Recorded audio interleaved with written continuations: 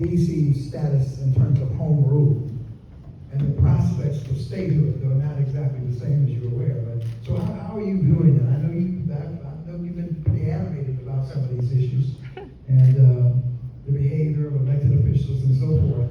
So you have the floor. I think that DC has become what Martin Luther King said about the black church. The black church has become a tail light instead of a headlight. Present company not included. So I think that, in my opinion, we are completely without any leadership of resistance in the city. With the fact that our mayor has completely capitulated, the fact that our beloved Congresswoman Ella ordinance a complete non-factor. Just this month, April 17th, the Washingtonian magazine published an article entitled, "Does Illinois Still Have What It Takes to Fight for DC?"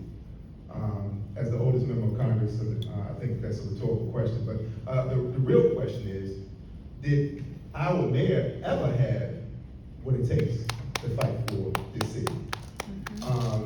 The reality is that when you look at the mayor of Chicago, who's giving off kind of fossil vibes, right?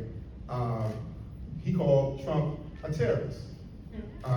He said, if you want to meet with me, come to Chicago. I'm gonna tell him what floor you're on and all that. Our mayor of Washington, D.C., when she was told to meet with Trump, she went to Florida. Why would a D.C. mayor go all the way to Florida to meet with the President of the United States? Of course, we all know he's transactional. So you're going to give up something to get something. We don't know what it was, but it was a transaction. And the reality is, what was the first thing she did when she got back to D.C.? Black Lives Matter plasmas dismantled. One of the few symbols of resistance in this city. And our own people, that doesn't mean nothing. It didn't mean nothing to you, because you wasn't doing nothing to begin with. But people like me spilled blood there. Saw people get their eyes put out by rubber bullets. We was on the front line when Trump called his goons on him and held the Bible upside down. That's where we was at. And people from all around the world, how quickly we forget, came to see that sacred space of resistance all around the world. You remember when she was cool? That was cool, right?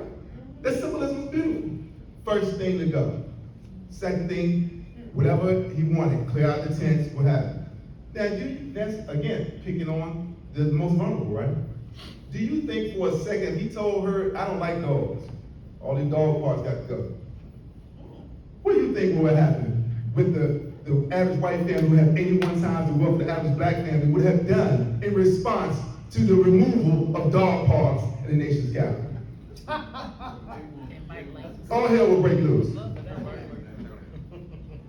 So the reality is that for strategies for resistance and transformation, I don't think we're going to get that from our elected officials. That's going to have to come from the people. Because clearly, these ain't the ones. Now, the sister said earlier, she mentioned that, the house is on fire. It reminded me of Harry Belafonte telling the story of his last conversation with Martin Luther King. He said that Martin Luther King had reservations about this whole integration, because he said that I had a dream had become a nightmare. This is the nightmare. And he said that he felt that he was having his people integrate into a burning house. So Mr. B was like, well, what do we do? He said, become fire, right? But these people are watching the fire in their neighbor's house, and instead of putting water on the fire, they put water on their house, thinking it was going to somehow protect them from it. That's what we got. I think that Political Magazine said it best, that Trump 1.0 was resistance. Trump 2.0 is acquiescence.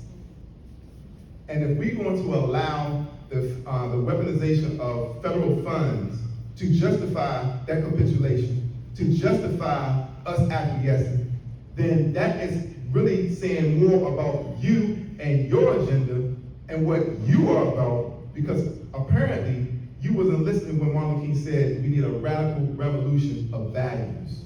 What's important to you? And if we had resistance in this city, Trump would have been forced to send his own goons down there to dismantle Black Lives Matter Plaza. Trump would have to send his own goons to break up homeless encampments in this city. You know, we would have heard someone say that DC residents pay more per capita in federal income tax than anyone else in this entire country. Therefore, if you deny us access to our resources, then we will keep our tax money right here and become a real sanctuary city. And you will work this out. If we don't have statehood, we don't have self-determination and representation, then we'll keep our federal income taxes right here in our pockets. How about that? Whole different conversation. That would be a little kind of fossilized. And I think that's above the head of our current leadership. All right, okay.